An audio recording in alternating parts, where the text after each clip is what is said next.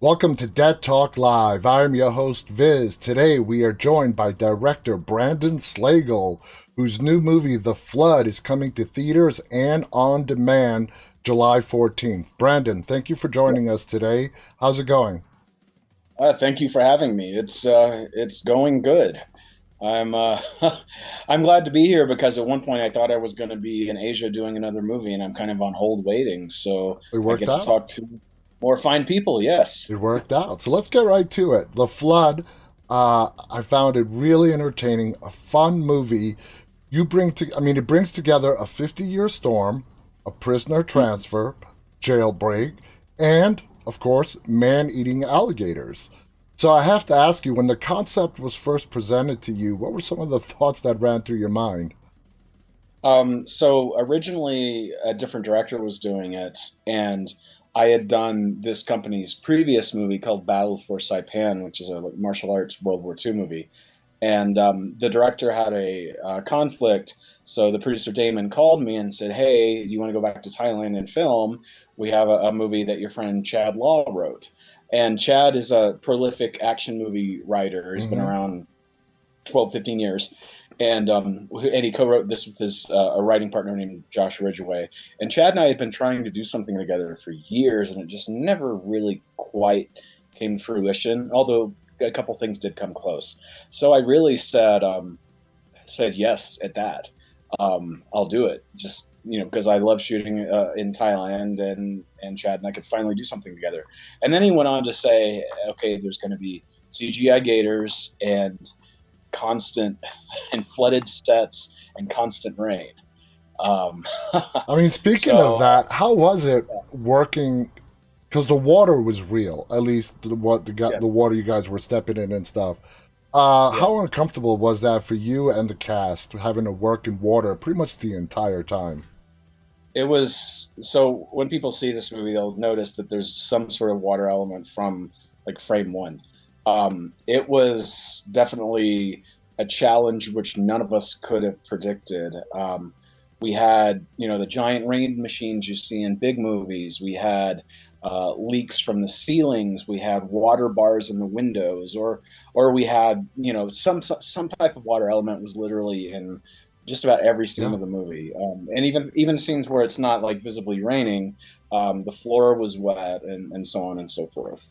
So I'm used to shooting really quickly, and so there was a big learning curve with the setup time between every shot. For instance, you either have to drain things to maintain continuity, or um, there was most people in Thailand speak pretty good English, but Hmm. sometimes there'd be a slight language barrier, and we'd get more rain when we need less rain, and vice versa. Um, and also, let me tell you, so shooting in that jail set, that which was a set that we built, it wasn't something that existed, Uh huh. was ridiculous because it fills up to almost everyone's chest, and there was no way out because you can't just have a door you walk out of Exactly. because the water goes away. So the only way in and out was a ladder that went over the set. Oh my God. And when you have 100 crew members and 20 cast coming in and out all the time, you kind of get impatient. So I just stayed there wearing quote unquote water shoes. And I can imagine I you at the end of the day looking like a giant raisin. Oh yeah, it was actually worse than that. I looked like I had craters and like huge holes in my feet. Like someone took one of those big sewing needles that you use for yarn and just stabbed me a bunch of Uh, times. now, And my skin was peeling. I think that was because the type of chlorine that they use there is stronger, and we're not used to it here. yeah. Um, but like every single day was a learning experience with the water. It was really a if we had real alligators there, I wouldn't be as scared of them as I was the water, Oh my because the God. water was that I crazy. can imagine. Now, you mentioned the CGI, which this movie has some pretty cool CGI effects in it. Uh, how did you keep your actors focused when they're interacting, like with the CGI alligators, for example, when they have nothing physically there? Do you have a technique when you're working with a lot of CGI to keep your actors focused? So a number of the actors, Casper, of course, being one of them, had worked with invisible characters before, obviously his Mm-hmm. being Starship Troopers. So it really came down to a certain trust level between myself, the actors, the director of photography, Nico, and the rest of the crew. So we had to, you know, that they trusted that I was, making sure they were all looking at the same object, or they were reacting to the same space, had the same spatial awareness, and that it was being photographed properly. But we actually, it was actually fairly easy, but I think it's because so much of the movie was done in tight corridors. Mm-hmm. It's not like, like one of the Transformers movies, you would have like a robot in the middle of the desert. So you have to make sure everyone's looking at this tennis ball that's, Exactly. on a stick in the middle of the desert. But because everything, are in this are like narrow hallways or rooms, it wasn't too hard to understand the spatial awareness that we needed for the Gators. Now, you mentioned the veteran actors, Casper Van Dien, who was a previous guest of ours, of course, Nikki Whelan. They play the two main leads. Like I said, two veteran actors. When they were cast, did you basically have some initial conversations and then just got out of the way and let them do their thing? So they were both actually already on the movie when I came Sorry, I don't on. have an answer for that. Sorry about that. Alexa decided to Oh. chime in. Well, good. I'm glad Alexa doesn't know my inner thoughts. Good. So Casper and Nikki were both already on the movie when I came on. Nikki had done another movie with the production company that had sharks, so she, kind of knew the gist of it.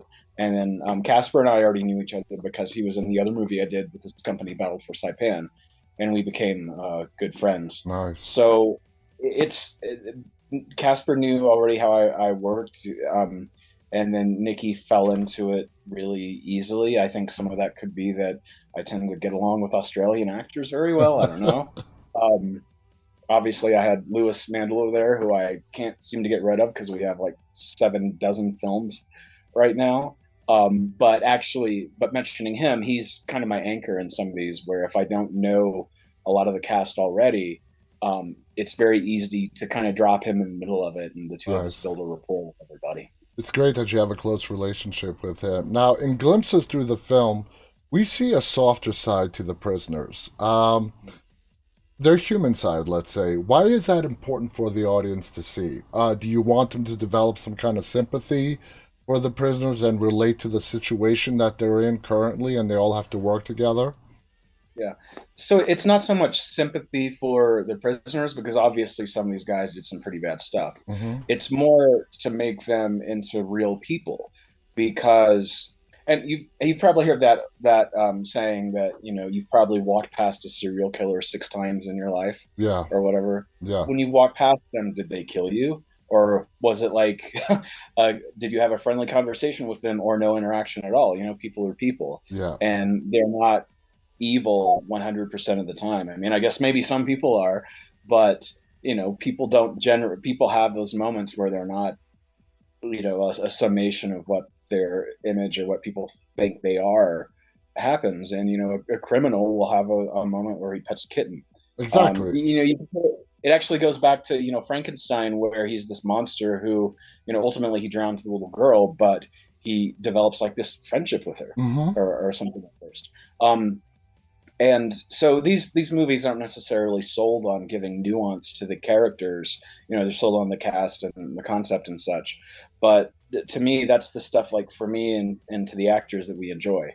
And actually, some of them, like Bear Williams, for instance, who plays Angelo, the tall one, who's in there for Murder One, actually thanked me at the end for allowing them to have nuance. And it's not like big stuff that overtakes the movie. It's just like subtle motions or looks with their eyes or Yeah, things like that. Just make them people, because like I said, a murderer, someone killed someone one time, they're not just going to stand there seething like, exactly. yeah, when's my next kill. Look at people Typically, like Ted Bundy. He was like the most charming, normal guy you could ever see.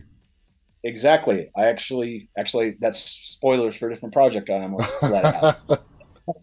um but yeah, him, Charles Manson, who I Yeah. actually did a movie on about 10 years ago called House of Manson. There, actually, to go back to that, I actually originally had no interest in doing it until I saw film footage of Manson being vulnerable. Mm. Um, it was actually him being led to the courtroom, and reporters jumped on him kind of paparazzi style, and rather than the big kind of raving personality that he would put on for interviews from prison, he was just this like kind of vulnerable, shy guy. I'm like, there's a story there. There, So yeah. you gotta. Some people don't appreciate it, and they think you're glorifying bad people. But to me, you're indebted to tell that side of someone's story when you're making a movie about unsavory people. And the reason I bring it up is towards the beginning of the film, when we're getting introduced to the prisoners, you put on the screen what they're in jail for. Cop killer, murder one, drugs, whatever. And the reason I ask is, was that important for us to know their crimes and why they're in prison? I mean, was that in the script, or was that something that you wanted to add to the film? So that's actually something I did not add. Producers added it. Okay, I think it's because I understand the reasoning. It's because these people are sort of laid out with no context for about 20 minutes of the movie. okay, Um, in my opinion, though, and I mean no ill will, because movie making is a collaborative process. yeah. I felt that the way that I felt their posturing and body language kind of conveyed that these are guys you don't want to mess with. Exactly. I mean, these guys were huge. Now, going to Russell, Casper's character, he is Yeah, a convicted cop killer, okay? yeah, And throughout the whole movie, he is accused as a cop killer by everyone, right to his face. He never denies it, okay? He never tries to proclaim his innocence or anything like that. For you, what message does that convey for Russell as a character? What does that say about him for you? I think he's someone who, and once people see the movie, they'll see more about what you're talking about, and another layer to it. But I think it just shows that he's someone who has accepted the life that he's led. Mm-hmm. And he's one of the characters that rides more of a gray area too, perhaps more so than the rest of them. But he's someone who isn't. He's accepted his fate, and he's going to do his time because he's accepted that he probably messed up. Now, when you were filming him and his scenes with Nikki, did you sort of were you in conflict with yourself as how you wanted him to be portrayed, as really sort of a guy knows he's done wrong and is trying to do right? Did you want to depict him just being a kind of bad at first and then softening up? His Mhm. character was pretty smooth and even throughout the whole film, which I Yeah. think was the right way to go. Did you have any conflicts on how you wanted to portray Russell? Not really. And it's deliberate that he's relatively quiet through a lot of the movie, Mm-hmm. which anyone who knows Casper, or spoken to him, or sees him in other things knows that he talks a mile a minute. Um, so it showed a different side to him than you normally see, and I actually think he's very underrated and been able to do a lot of really good like character work the past few years that Yeah. maybe people didn't think he had in him, because he's like pretty guy, kind of looks like a Ken doll, but has this like really cool character actor side of him that I think is really just getting a workout in the last few years. I just spoke to him just a few weeks ago. He's one of the nicest guys. Now we got to talk Yeah. about Nikki Whelan as Sheriff Joe. She's a real badass, and we're not going to give any spoilers, but that's demonstrated in the movie. Um, do you feel she's just a woman sheriff who is always, constantly trying to prove to the world that she has the title of sheriff because she earned it and she Yes. belongs there? Yes. Um, it's very much intentional that her that her character does deserve to be there, Mm-hmm. but as is in the world, sometimes people um, either underestimate her because of her gender, or because the character's father was the sheriff Yeah.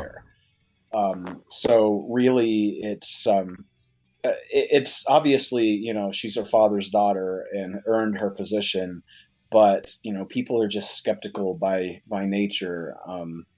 This could be a whole other show. I got you. um, I got you. but yeah, very, very, it's very. precise and intentional that she is presented the way that she is. And actually, the first time you see her doing paperwork in her office, the camera language, like at the end of the scene, she gets up and leaves, and the camera keeps going in on the chair. And that's really my way to show that, this is a position earned. Yeah, exactly. Now, one of the scenes that involved Nikki that really stuck out to me was between her and Kim DeLonghi, Eva, who plays the character Eva. When Eva is has the sheriff and they're going down the steps, and Eva tells the sheriff, I could have been a cop. Okay, I saw that scene. I saw that dialogue between the two of them as the character of Eva sort of saying, she's sort of looking at the sheriff with envy. If I had a Yeah. a happy family, I could have been a cop as well. And it says a lot Yeah. about those two women. What are your thoughts of that dialogue between those two? So we actually shot that scene. I'll say most of the shooting schedule were overnights. We'd shoot like 7 a.m. to 7 p.m. Mm-hmm. And we shot that at the sun was rising at the end of the day. And at the time, all of us were looking at each other like, is this working? Does it seem necessary? And then, of course, later on, when you actually see the footage, I don't know if it was because everyone was tired or we were just kind of out of our heads and It well, I guess worked. tired.